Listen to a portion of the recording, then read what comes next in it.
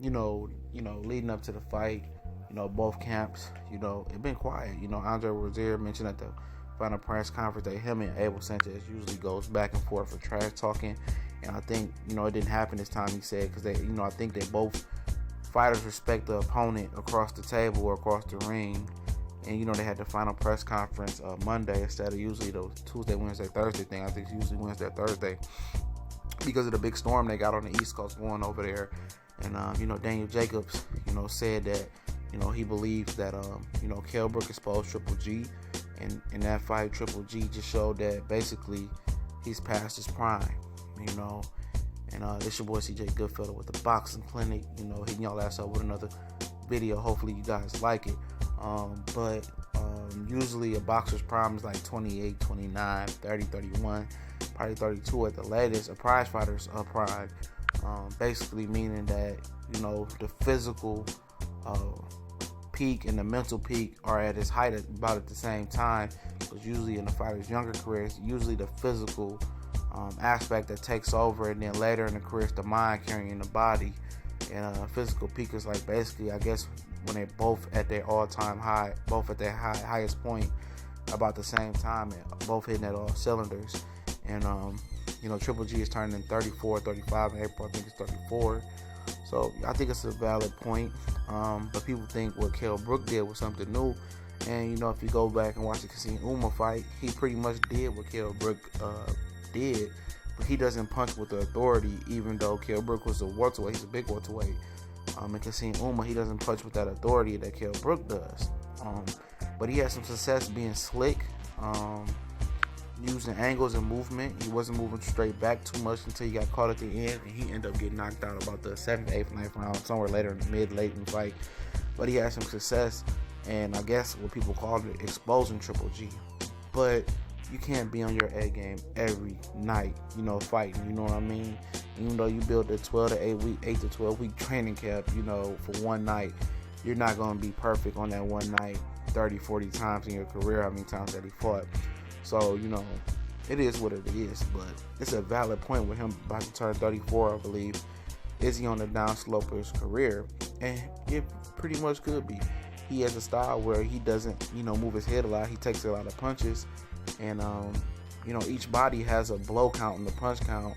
And you just, happy to be the lucky guy to hit the lottery when your blow has the effect on, on the guy who's took a lot of blows in his career. You know what I'm saying? And,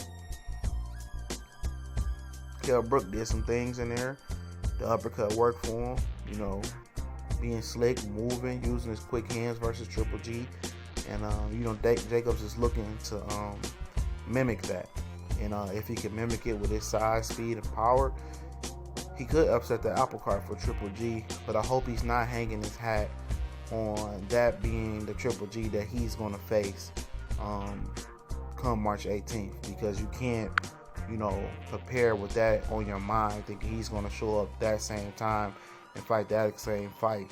Of course, he thought he was going to bulldoze the smaller Kell Brook, because Kell Brook was a welterweight. He's not going to come with the same type of attack versus a full-fledged middleweight in Daniel Jacobs. So I hope he's not putting all his cards in one deck with that, hoping that. But he does have some physical traits. He has some points. This is a guy that has a lot of miles on his body. Fought over 300 amateur fights. Each blow count, even with headgear on.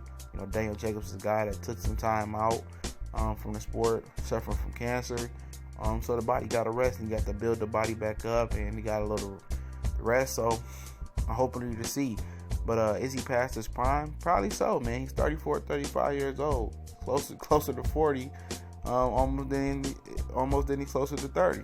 So it could be Daniel Jacobs' night, but it couldn't be. Maybe a past prime Triple G is still better than whatever this Daniel Jacobs is now. And 34 or 33 Triple G is still the best middleweight in the world. And there's still guys that still fear him and don't want to fight him.